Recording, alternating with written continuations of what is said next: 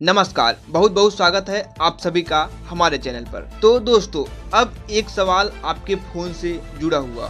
Telegram, a popular messaging app with over 950 million active users, is facing intense scrutiny in India. क्या आप भी Telegram नाम का app use करते हैं?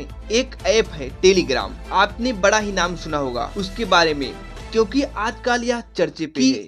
क्या टेलीग्राम बहुत जल्दी बंद हो जाएगा? और क्या भारत सरकार भी टेलीग्राम पर बैन लगाने वाली है? फ्रांस में टेलीग्राम के फाउंडर और सीईओ पावेल ध्रुव की गिरफ्तारी के बाद अब भारत सरकार भी उन आरोपों को लेकर गंभीर हो गई है जो इस मैसेजिंग ऐप पर पश्चिमी देशों की जांच एजेंसियों ने लगाए, और इसलिए इस ऐप के इस कंपनी के सीईओ और फाउंडर को फ्रांस की सरकार ने गिरफ्तार कर लिया। उन पर आरोप है कि टेलीग्राम की मदद से गलत सूचनाएं फैलाई जाती है, फेक न्यूज फैलाई जाती है, इस पर चाइल्ड ट्रैफिकिंग हो रही है, ड्रग ट्रैफिकिंग हो रही है, साइबर फ्रॉड हो रहे हैं और आतंकवाद सामग्रियों जो होते हैं कंटेंट को बढ़ावा दिया जा रहा है। और इस कंपनी के सीईओ इसे रोकने में नाकाम रहे, जिसके कारण फ्रांस ने उन्हें गिरफ्तार कर लिया है। और अगर यह आरोप सही साबित होता है तो फ्रांस में उन्हें 20 साल की जेल की सजा हो सकती है। अब बड़ा सवाल ये है कि इस कंपनी के मालिक और को फाउंडर और सीईओ को जब गिरफ्तार कर लिया गया है तो फिर इस कंपनी का भविष्य क्या होगा? इन्हीं आरोपों की गंभीरता को देखते हुए अब भारत सरकार भी अलर्ट हो गई है, और सूत्रों से हमें पता चला है कि भारत सरकार अब ऐसी तमाम शिकायतों की जांच करवाएगी जिनमें यह आरोप लगे कि टेलीग्राम ऐप का इस्तेमाल आपराधिक और आतंकवादी गतिविधियों के साथ पोर्न वीडियोस देखने के लिए भी हो रहा है। और यह आरोप सही साबित होते हैं तो भारत सरकार भी आने वाले दिनों में इस ऐप पर प्रतिबंध लगा सकती है और भारत में टेलीग्राम को हमेशा के लिए बंद किया जा सकता है। यह एक बड़ा फैसला होगा, लेकिन आप जानते हैं इससे पहले हमारे देश में टिकटॉक भी बंद किया जा चुका है। क्या टिकटॉक की तरह टेलीग्राम भी बंद हो जाएगा? दुनिया में इस समय 95 करोड़ लोग इस टेलीग्राम ऐप का इस्तेमाल करते हैं और इनमें सबसे ज्यादा 10 करोड़ लोग भारत से, 3 करोड़ 40 लाख यूजर्स रसिया से हैं, 2 करोड़ 72 लाख इंडोनेशिया से, 2 करोड़ 68 लाख अमेरिका और 2 करोड़ 20 लाख यूजर्स ब्राजील से हैं। जबकि टेलीग्राम के कुल यूजर्स में सिर्फ 65 लाख यूजर्स ही फ्रांस के हैं।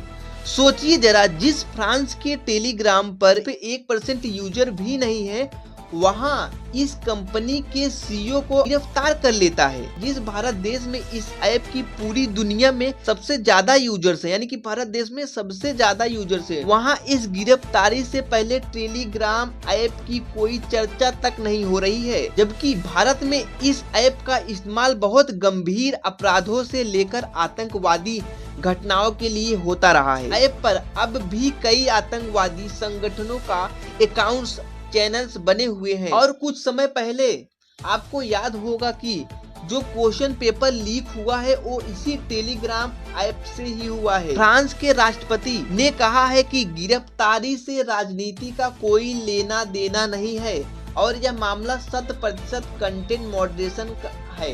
कंटेंट मॉडरेशन उस प्रक्रिया को कहते हैं दोस्तों, जिसमें किसी प्लेटफॉर्म पर होने वाली गैर कानूनी गतिविधियां और आपत्तिजनक कंटेंट को लोगों तक पहुंचाने से रोका जाता है। और फ्रांस का कहना है कि ऐसा करने में नाकाम रहा है, इसलिए इस कंपनी के सीईओ को गिरफ्तार किया गया है। प्राइवेट जेट से फ्रांस के एक एयरपोर्ट पर लैंड किया था। यह बात सही है कि टेलीग्राम ऐप का इस्तेमाल पोर्नोग्राफी कंटेंट और आपराधिक गतिविधियों के लिए हो रहा है, लेकिन आज एक बड़ा सवाल यह है कि क्या सोशल मीडिया पर सिर्फ यही एक लौता एक ऐसा ऐप है टेलीग्राम जो इस पर गैर कानूनी कंटेंट को बढ़ावा देता है? इसका जवाब है बिल्कुल नहीं। चाइल्ड एब्यूज, वीडियोस और अकाउंट्स बहुत सारे ऐसे डिलीट किए जा चुके हैं। यूट्यूब पर भी बहुत सारे ऐसे अकाउंट हैं जो डिलीट हो चुके हैं। 1,10,00,000 फेसबुक पर ऐसे अकाउंट है डिलीट कर दिया गया है और टॉप 10 में भी नहीं था टेलीग्राम। लेकिन सोचिए,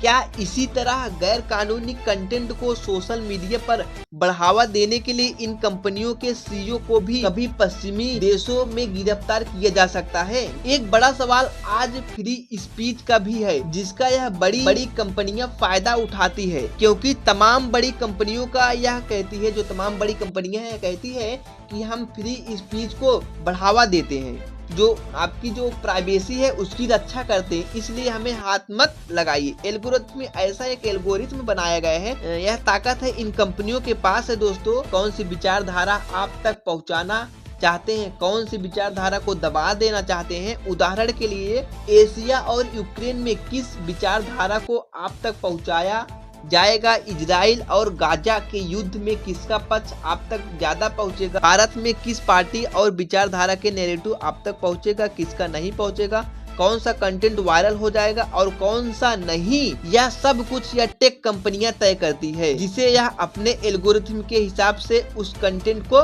पुश करती है।